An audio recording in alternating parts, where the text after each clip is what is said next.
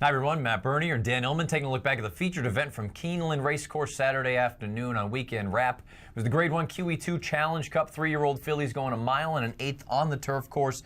Big full field of 10 in this spot, and it's nice at this time of year. This is probably going to be your last opportunity to stick to the sort of 3-year-old restricted race. Why not take advantage? And guess what? Speed, even on the turf, is always lethal. As they break from the gate, you're going to notice that La Coronel, familiar name that we're used to here for the Oxleys and Mark Casse. She's going to show that usual early foot, and guess what? It goes a long way. And while she showed that usual early foot, at the back of the pack, the number 9, Beau Recall, clipped heels terribly. Now, we know she's a one-run closer anyway, but that didn't help her cause. We'll talk about her a little bit later. Jose Lizcano, Robbie Alvarado, they read the form, and they realized there's not a lot of pace on. La Coronel, who was the pace setter last time out, makes the front, and Daddy's Little Darling, who has made her reputation as a one-run closer, Robbie puts her in a perfect spot sitting second. There's nothing more Alvarado could have done with this one. And really, the story of the race is this top 3 right now going in once we hit the half-mile call, because you're looking at La Coronel loving life with their ears pricked on the front end. Opening quarter, 23-4, half-mile, 48-3.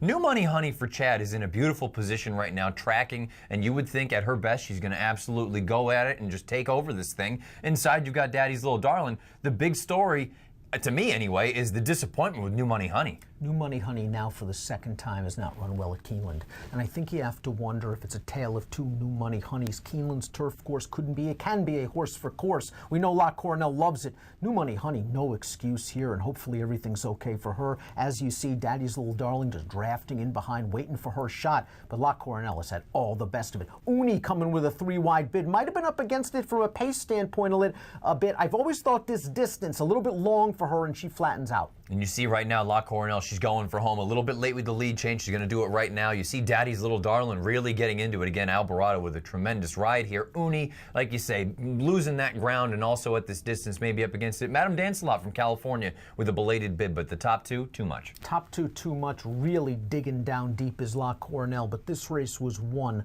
the first half mile. When a good horse like La Coronel gets an uncontested lead and a half mile of 48-3, she is going to make you pay. And it's nice to see a little bit of redemption, because she began this season as the top 3-year-old filly turf horse in the country. She was usurped over the summer by New Money Honey. I have a feeling that after that Royal Ascot excursion, this was the spot Mark Casse was planning for in the 3rd race back. La Coronel, $12.20 on the win, and Daddy's Little Darling, $10.40 to place. Madame Dance-A-Lot, $8.60 to show. $1 exacta, $60.50. 50-cent try, $6.31.10. 10-cent super, shade over $1,000. La Coronel, she gets a grade 1 as a 3-year-old. This is a very, very nice race to see her get back to her best form here for Oxleys and Casse and Jose Lizcano. A tremendous weekend down there at Keeneland.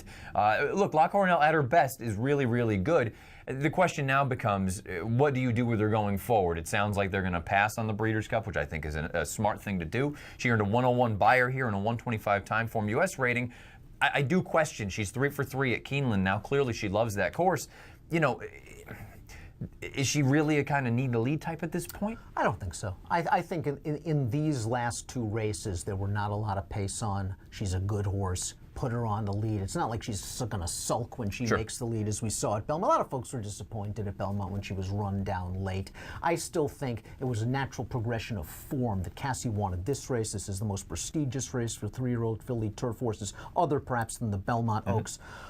I think that we're going to see her come back next year. I think it's a very wise move to skip the Breeders' Cup filly and mare turf. Come back here. Why don't you start off with a nice spot, maybe at Tampa Bay Downs, and then show up at Keeneland for that grade 1? Absolutely. Daddy's Little Darling, you have to feel for Kenny McPeak a little bit. And you could hear and see in the post-race quotes that, you know what, he's proud of the way that she ran. He was a little bit disappointed, though, because she ran her eyeballs out. And the problem is when you've got a horse like La Coronel that's that good, that's on the front end by herself, boy, you got to have to do a lot. You're going to need to be exceptional to get the job done. She ran her eyeballs out. Second best trip. Yeah. First best trip won the race. Second best trip ran second. That's kind of the story of the QE2. But the fact that Daddy's Little Darling has now shown somewhat of a new dimension, and Robbie was able to get her into the race. We talked about it before we came on. You like her at longer distances. I kind of agree. Daddy's Little Darling has danced just about every dance. And in most of those dances, she comes from far, far back. And by the time she comes with that that kick, she's either at the mercy of pace or at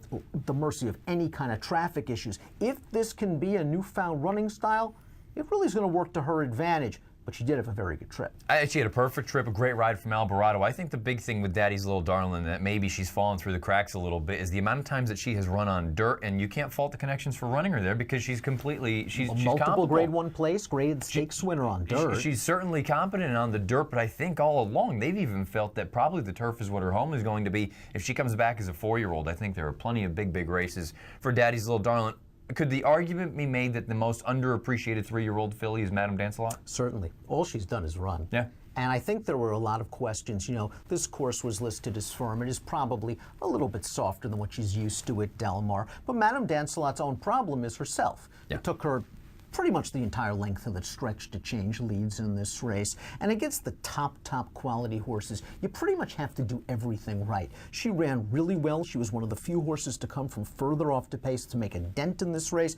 And I would think next year if she stays in training, and again, why not, as a 4-year-old on the West Coast, could be a lot of races for it. She just needs to mature a little bit. Uni, you brought up that you have reservations about distance. You think probably a little bit shorter. I think 1.1 miles is a little bit far for her. She was following the cover of New Money Honey on the backstretch, and I think that Arad Ortiz had a feeling that New Money Honey wasn't firing because he took Uni out to about the 3 path with a half mile to go, and he tried to then commence about a 3.5 furlong bid into a pace that was kind of slow. So right when he got to the leaders, the quarter pole, they quickened away again. I don't think this race was really run to suit Uni. I like what she's done in North America. Chad's done a lot of work with her since he's gotten her here. She probably deserves a break, but there are good things to come for her, maybe at slightly shorter distances. Bo, recall you brought up the issue at the beginning, the start. I wonder about distance. I think that ultimately she wants as much as she can get. The problem is now you're very limited going forward this year anyway. This trip just didn't work out. I mean, she clipped heels very badly, about 10 strides coming out of the gate. Then there's no pace whatsoever. Then she's widest turning into the stretch, as is wont for her. A little bit awkward with her lead changes in the stretch, but you feel bad for her because she's run so well so many times without getting over the hump. I'm starting to get to the point, though, with her that maybe she's just a trouble-prone sort that's not going to get there. New Money Honey, we talked about it. Maybe the course, maybe it's Keeneland. She just really doesn't like it. The other thing, the other question I have for you, you look at her overall body of work, and strictly from a speed figure standpoint, she's not improving. She's not improving. Well, she never run a 90 buyer in her life. I believe her Belmont Oaks, the 88 was the big one. I hate it when people say, oh, well, you know, you can try the dirt because you can always go back to the turf. Well, who knows what sort of adverse effects running on the dirt has on some of these horses.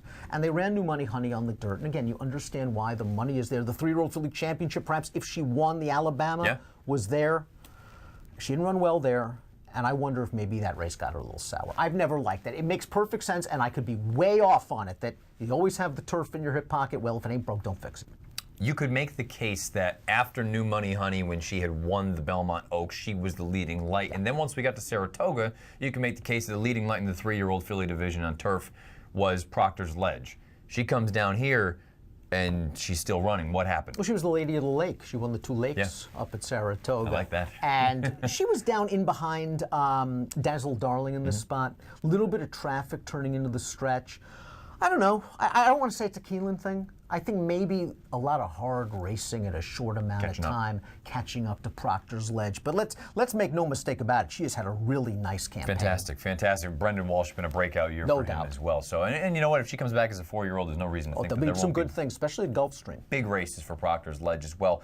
La Coronel, nice to see her get back on the beam, back to the winning ways. She takes this field gate to wire, and she wins the QE2 Challenge Cup with a 1-on-1 by her speed figure.